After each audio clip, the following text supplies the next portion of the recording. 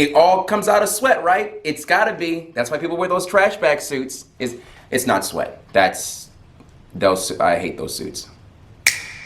A common misconception among people is that the majority of the mass gets converted into heat energy and somehow just kind of gets burned off, when in actuality it is getting converted into carbon dioxide and we're actually breathing most of it out. Inside fat cells are things called triglycerides. Not going to get into the details of what that is, but when we create a caloric deficit through diet and exercise, these triglycerides are used as energy and they are expelled from the actual fat cell itself. A chemical reaction takes place when oxygen is introduced to these triglycerides. What happens is they break down and they get converted into carbon dioxide and water. So we're actually talking about one chemical being introduced to something else and it's converting it into another thing. So you can kind of liken it to, you're adding vinegar and baking soda to make carbon dioxide. You have two separate things to make another chemical. That's the same process that's happening here. If you were to look at, say, 10 kilograms of triglycerides, it would take about 29 kilograms of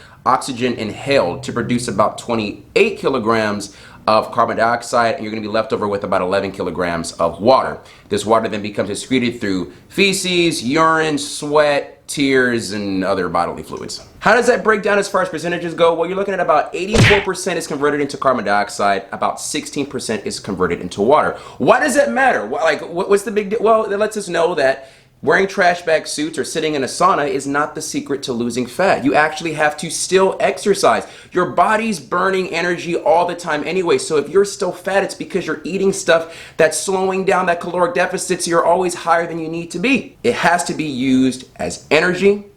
Exercise and diet is still king. Think of it like a car. You put fuel inside a car, it ignites, and it's burned off as emissions. The carbon dioxide is kind of like human emission.